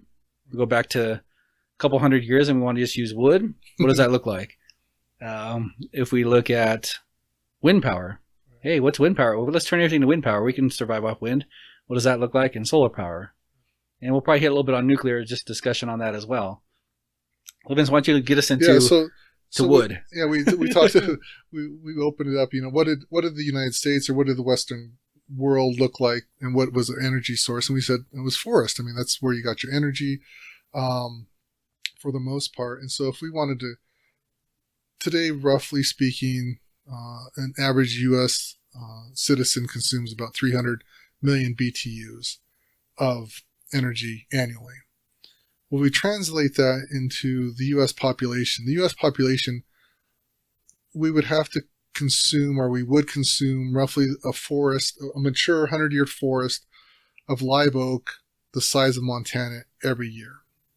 And it takes 100 years for that mature oak. So every year we would have to have the size of Montana forestry just continuing to turn over. And again, I mean, by any logical, person, that's just not feasible to have that large in a forest that's mature. So, I mean, yeah, that's cool. Like, that kind of speaks to why and how we've been able to develop and grow population so much in the last 100 years. Right. We wouldn't. I mean, if we never had fossil fuels, we never could have grown like that. Being that wood was your main energy source. Right. So, I mean, that's pretty phenomenal. Size of Montana every year. And that's a 100-year forest. So I guess you'd have to have 100 of those growing all the time. So you could, because it's one every year. Right. So 100 Montana is a forest. We could get off.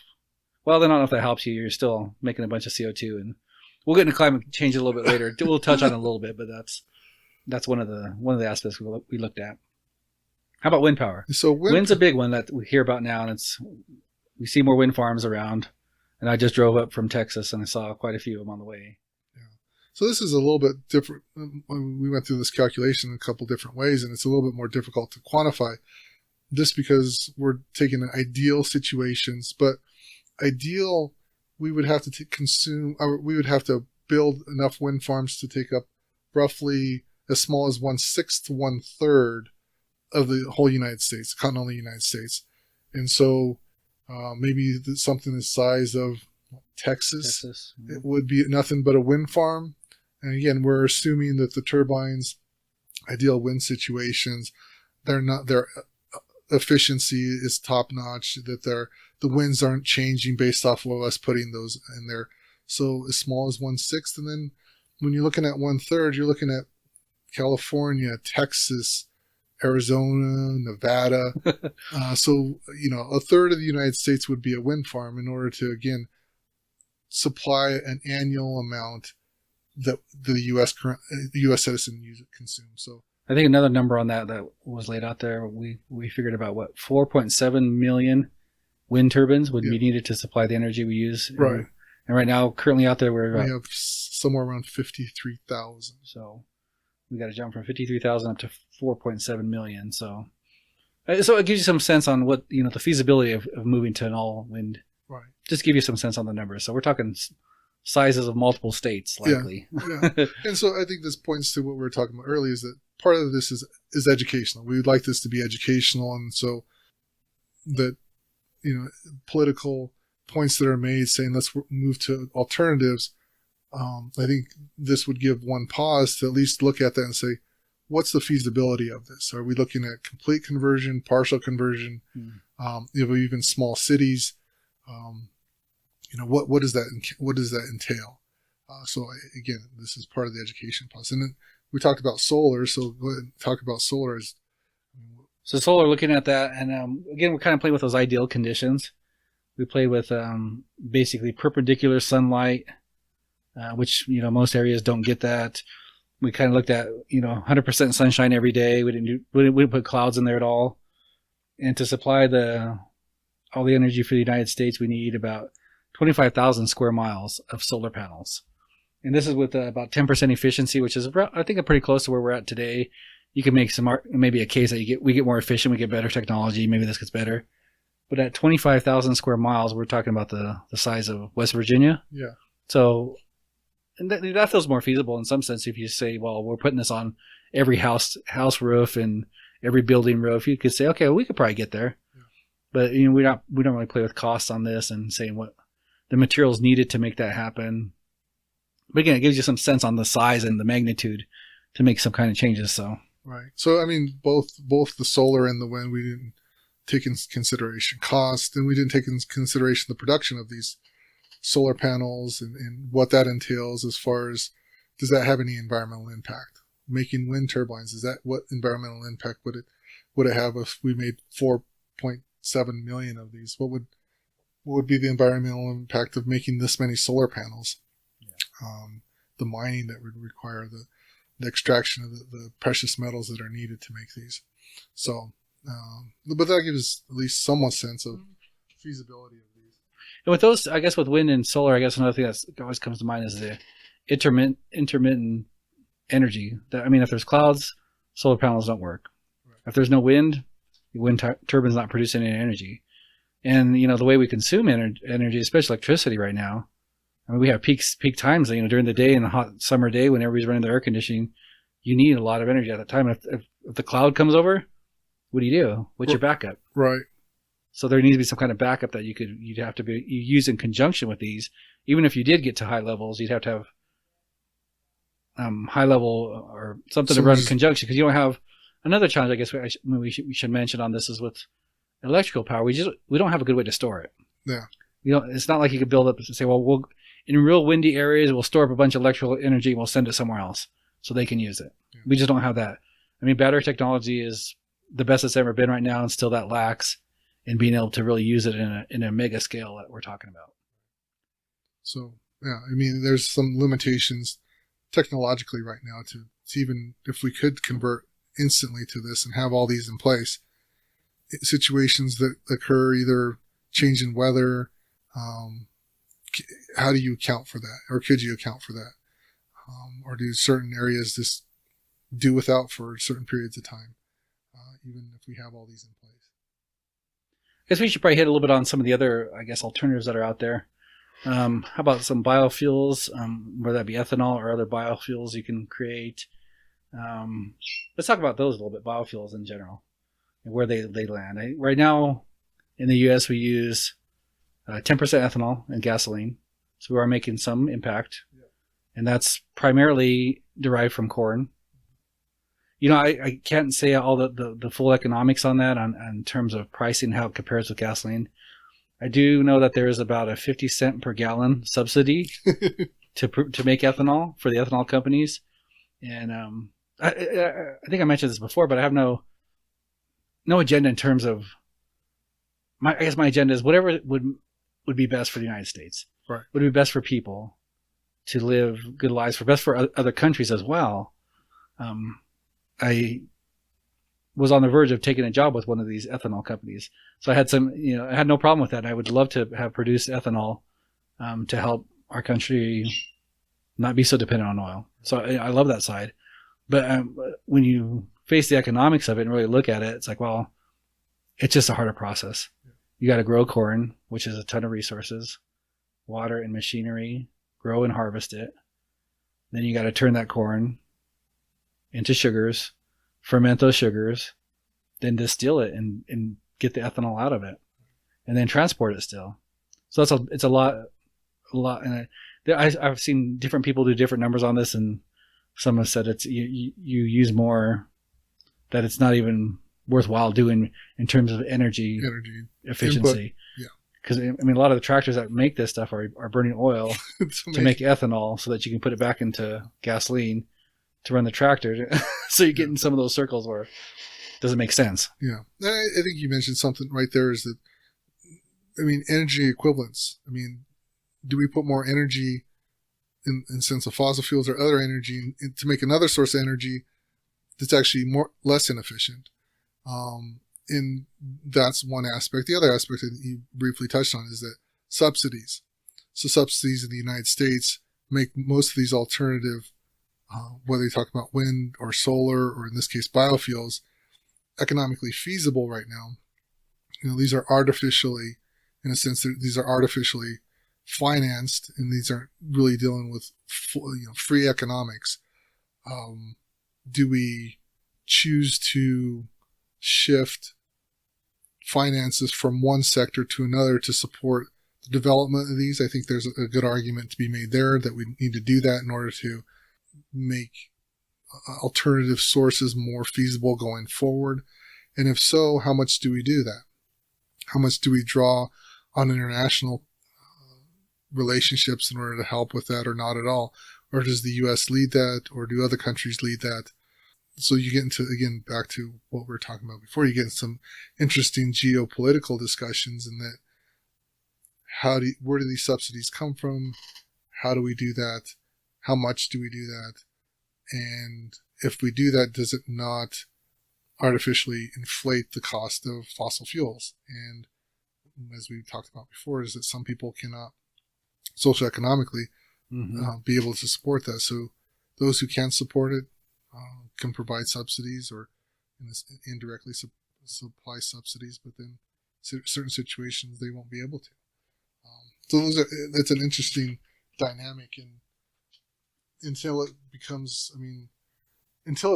economically feasible, I don't think there's going to be a lot of buy-in from private corporations to do this, unless it's why would you create a company that's always going to lose money? I mean, that's and right now, as you mentioned, I mean, one of the reasons they currently exist is because they're getting subsidies from the government.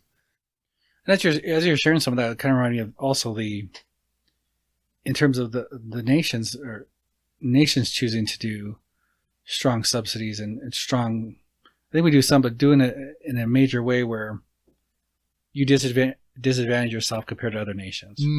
I think that's pretty challenging for a nation to choose too. Say, well, no, we're going to really move towards this more expensive energy as a nation, and other nations are not doing that. They're taking the cheaper energy route. I mean, very realistically, you can put your own country at a pretty strong disadvantage pretty shortly. You can say, like the United States, say, no, we're going to really go strong on subsidies. We're willing to pay twice as much for our energy than we do have right now. But you have China saying, well, we're no chance we're going to do that. Right. 10 years down the road, it puts us, China's far more developed because they've had access to that cheaper energy for those years, and we haven't. That's a pretty hard decision to make. Yeah, I think that, and then, let's just say, we can speculate a little bit that 10 years from now, we improve the efficiency of solar panels, we improve the wind turbines, and some other alternative source biofuels. Intellectual property then becomes, we go back to almost what happened in the end of the 19th century, is that laws. Now laws come into play, is that who has intellectual property, who has access to this new source.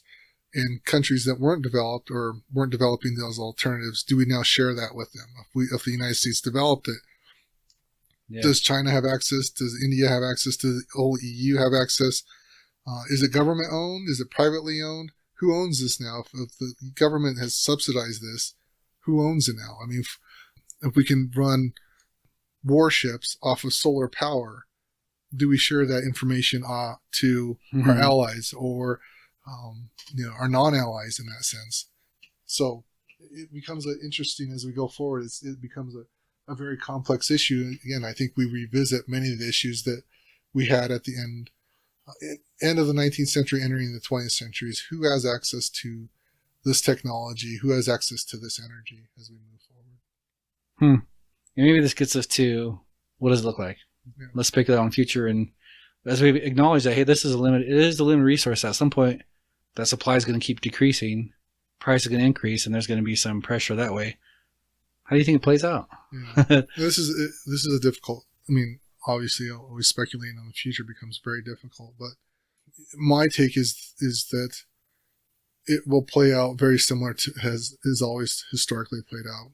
And you can look at the story that we've been talking about the entire time is the story of oil. Who has garnered the most and benefited the most is all the countries who are already developed. So, who's benefited the most? The United States, the UK, Germany, parts of the other countries in the EU, to some degree or to a large degree, Russia, Japan. Those were already major players entering the 20th century, and so they just became more major players. I think it would be difficult to make an argument otherwise, is that what one of those developed countries is going to step aside and say, we no longer want to be a world leader and we're going to either change resources or we're no longer going to look for these resources. We're no longer going to seek, as we mentioned, alliances, maybe one-sided alliances with countries who have these resources. I don't know if the citizenry of all these developed countries would even contemplate or accept an alternative way of moving forward in their life or their lifestyle currently if you had to wean off in a very short time period fossil fuels. Yeah, I mean, we could play with that idea a little bit. Say we had to wean off within just several years of going off fossil fuels. What that look like? I don't know if we really think about this. I mean, the idea sounds great because you get away from all this geopolitical stuff we've been talking about. You get away from climate change possibilities. It sounds like a great idea, but the reality of it, and I guess I'll reflect upon this myself individually, what it would take, means I don't drive a car. It means I pay a lot more for energy in general. It means really my lifestyle, I guess I might classify regresses in time back to, I don't know, 60, 50, 70 years ago or more, even before that, where I'm... I mean, you have to look at food costs too. Your food costs will probably increase. The size of houses would probably have to shrink significantly because the cost of heating and cooling, many of the size houses that most of us live in at this time would have to be significantly smaller. I mean, the turn of the century, the 20th century, early 20th century, it wasn't as if your everyday individual had a 30,000, 40,000 square foot house or even a 2,000 square foot house, except very wealthy individuals. So housing size would have to decrease. As I mentioned, food. We would have to live economically. You would have to live probably closer to where you work. Not that that's a bad thing. Yeah, because you didn't have that transportation. Yeah, you didn't have transportation. Travel would have to decrease quite a bit. Airplanes. You're not going to be... It's not as if you can travel around the world as comfortably, as easy as you once did. I think it is an important point that we've mentioned a couple times is, how about military? What does the military look like? Does it stay on fossil fuels or do they seek something else too? If they're seeking alternatives, is it nuclear? Do they all become a nuclear force? I mean, some are not feasible. Obviously, some of our Navy could, but I mean, airplanes, our Air Force, and our ground troops and ground forces, how do they become? What do we power them by? That's a discussion. Does the U.S. decide that its military will remain on fossil fuels, but the general public does not. Do they, if that's the case and we start running out of fossil fuels, then does that mean we form stronger alliances with those individuals that we typically we don't see eye to eye with? So, I mean, yeah, I think you have your everyday citizenry that would have some difficulty doing it would take a huge mindset change, because I think for the most part, the Americans are set that we will continue to get better and bigger. And it would take a completely U-turn on that. Is that you're no longer looking at bigger, better, you're looking at smaller, closer.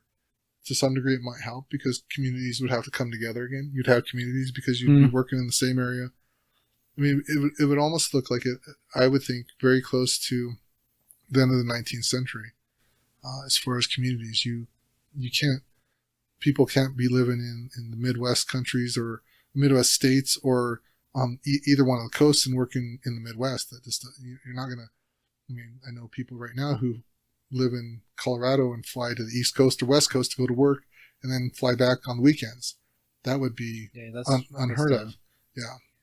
Probably travel more than a few miles to work would be you couldn't do it anymore. Right. Yeah. I think it's valuable to reflect upon that and really ask yourself where you stand in that. Because I know personally, when I think about it, I'm like, man, that doesn't sound like a place I want to move forward to, and not easily. Yeah, I don't think it's not an easy transition. I think you're right. You really reflect on, can I do this? Again, I think there may be some benefits to it, but again, I think there's a difference between a small number of individuals deciding to do this, and then you have, in a very short time, a whole country of the United States deciding to do this. I think would be a difficult transition. In so many industries, not just the transportation industry, but the building industry, what kind of impact does that have on them? You're no longer building larger structures, you're building small structures, or not building structures at all. Multiple families living in one small apartment again. That's good. One thing we kind of skipped over, we mentioned a few times, but really dive much into, is nuclear power as another alternative out there. I did want to touch on that a little bit. We didn't have a lot of numbers to look at, but I will say this in terms of energy density, where we talk about, in the gallon of gasoline has 30,000 calories. Well, in terms of energy density, nuclear power is 100 times more dense than even fossil fuels. You derive a tremendous amount of energy from a small amount of material. Right. And I think that's, and I looked at this even 7 years ago. I went through kind of an energy audit and looked at the United States and energy. And over the course of history, the only one to really make a dent into fossil fuels was nuclear power. We didn't really mention the hydroelectric and some of the other ones are out there. There's small portions. I think all the classified renewables that you can classify as renewables are less than 7% of our overall energy in the United States. So small percentages. Where nuclear actually, at least at one time, was up around 15% of the energy. Yeah, it's pretty close to that. And I guess the only thing I think I said, I acknowledge some of the challenges with nuclear power, some of the ramifications of nuclear waste and some other things, and perhaps this is something we'll look at down the road too. And we're not going to dive deep into climate change. Maybe that's something we look at down the road, and nuclear power as well. But only to say that one seems to be a place today that would have the potential to impact our energy in a big way if we would use it, if we could use it. Yeah, if we could use it, and we set aside some of the social stigma attached to it. And I also think from what I've read and studied about it so far, I think there's a lot of development to still be done in nuclear power in terms of innovation, in terms of, let's just play, you can say you make a more safe nuclear reactor where you greatly reduce a meltdown possibility, and you can greatly reduce the amount of waste it makes. I mean, if you could address those two big problems, I mean, you have a potential to have a real impact on energy. Yeah. And I think that there's definitely a good argument to be made for nuclear energy. I think it's more, the biggest hurdle, I think, at least in the United States, is the psychological. Yeah. And it's that the general population agreeing that this is safe enough to be in your backyard. So I think that's a huge hurdle that may or may not be overcome. And I guess I would acknowledge that in my mind, it is probably more psychological. I guess a catastrophic nuclear event can be a big deal, and it gets a lot of news and gets a lot of hype. And I guess maybe this goes to some biases we've talked about previously on the show, and we perceive that as bigger than perhaps maybe it really is. In terms of, even with all of our events, some of the bigger ones, Chernobyl and Fukushima now, and 3 Mile Island, even in those events and what we can categorize that real human impacts on that in terms of deaths or cancer-related deaths or those things, they're still just in the thousands at best. And I think we talked about this before. We said if you look at coal production or getting coal out of the ground, how many people have died per unit of energy of coal versus per unit of energy of nuclear power? And coal still far exceeds it. But we don't have the perception that coal is dangerous in that way because of the way these nuclear meltdowns, nuclear events happen, and they're so front page news on our minds as being. And I guess I grant you that could be pretty impactful when you devastate a big area of land and say, okay, well, this is now uninhabitable for many years. Right. No, I think you're right. I think it's on multiple levels, and it's multiple psychological levels too. Is that you talk about biases? I mean, if you hear on news that you have, a coal miner, we don't hear on news that X number of coal miners died this past year due to exposure to coal. That just doesn't. There's no draw there. But if you have Chernobyl, everyone will immediately point to example of Chernobyl because it's dramatic. As humans, we gravitate to the dramatic and to the everyday occurrence of, oh yeah, that person died of black lung, or that person died of complications due to exposure to coal. Whether that's a cancer of some sort. There's not a dramatic pull. It doesn't register as much as something dramatic. So there's a big psychological hurdle we have to get over in order for nuclear power and nuclear energy to become more a forefront and acceptable source or a resource of energy.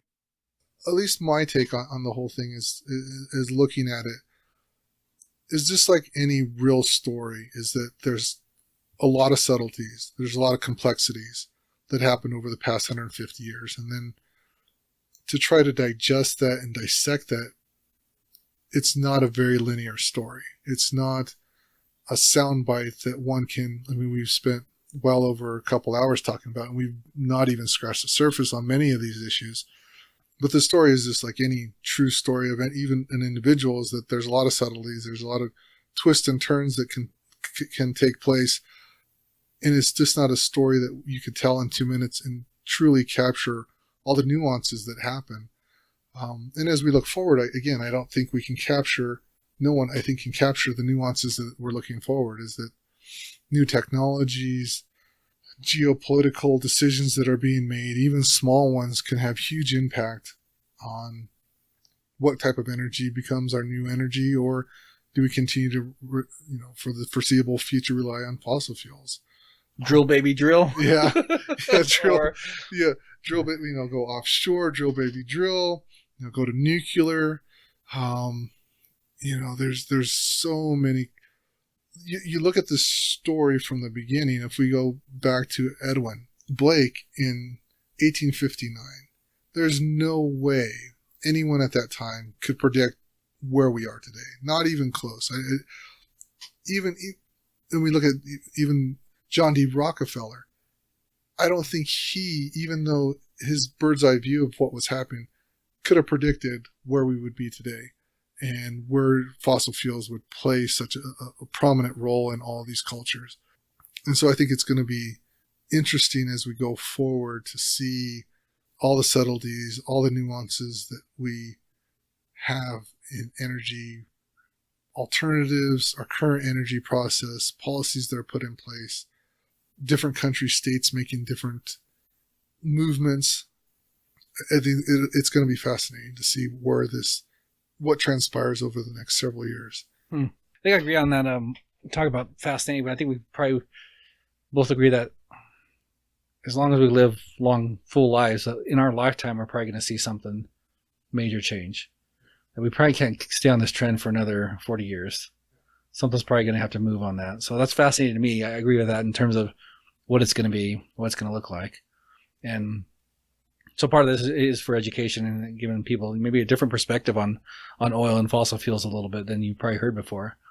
The other, and maybe I'll reiterate some of my big takeaways from this research and looking through this is, again, I've said this before, but it's how impactful, how influential oil has been through history. Mm-hmm. I just didn't, like I said, I've been in this industry, or at least on the edge of this industry for my whole career, and I didn't realize it, on how it's integrated into everything.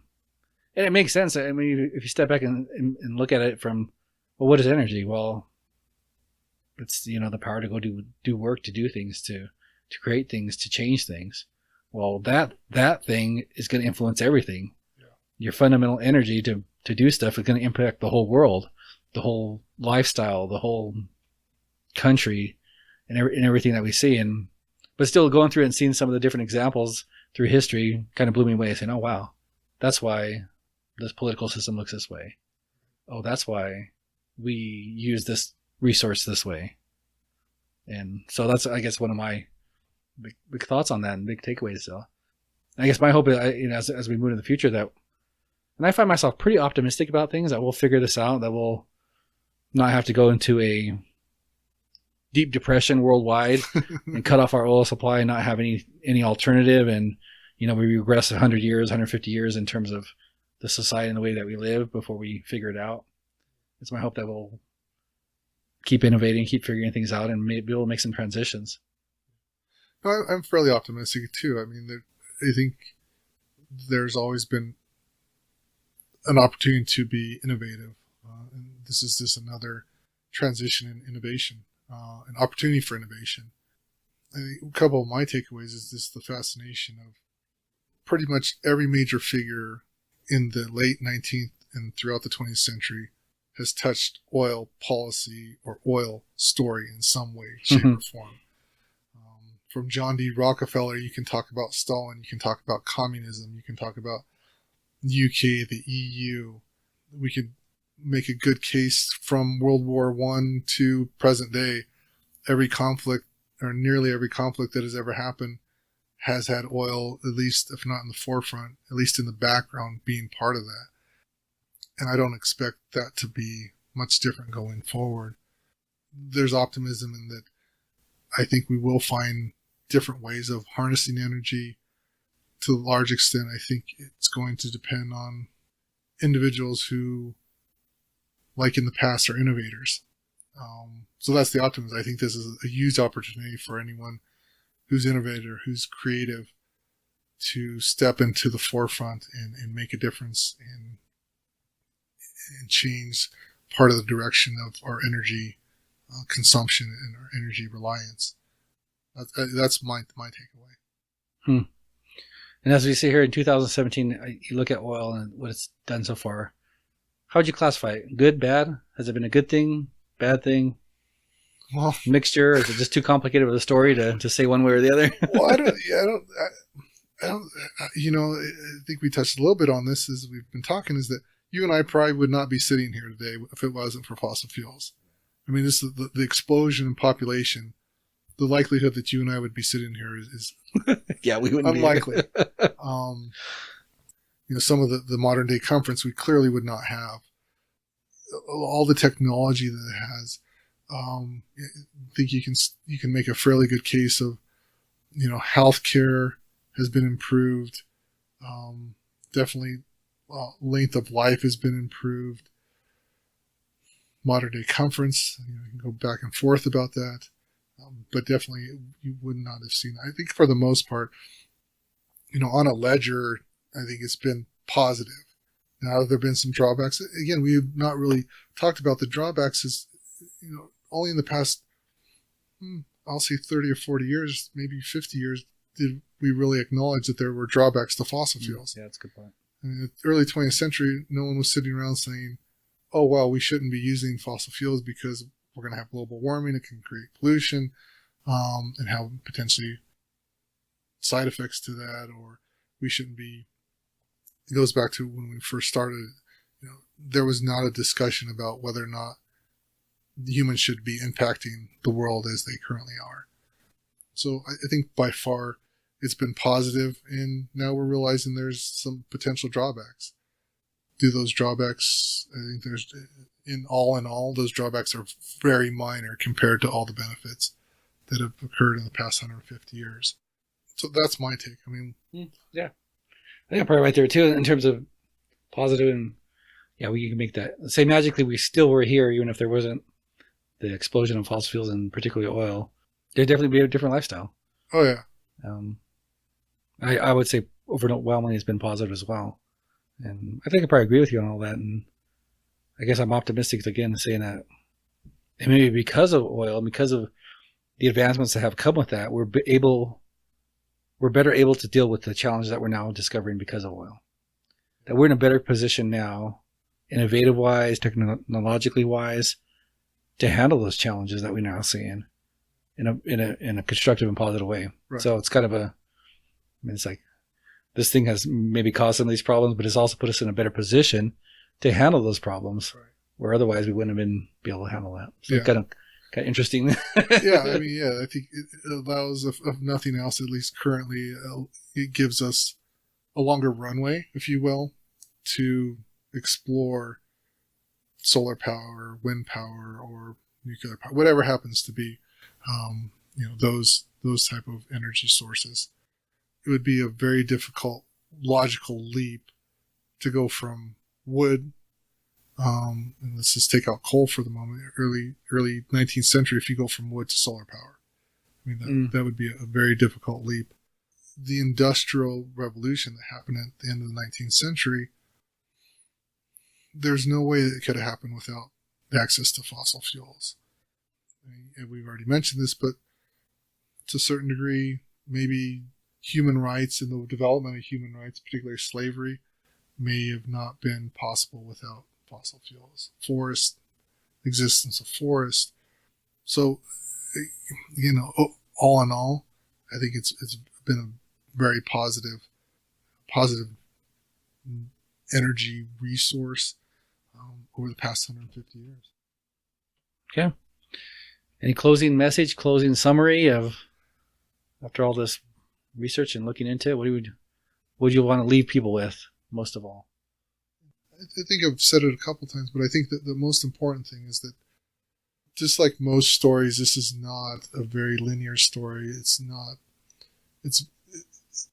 succinct. One cannot tell the full story of fossil fuels in a very short time period.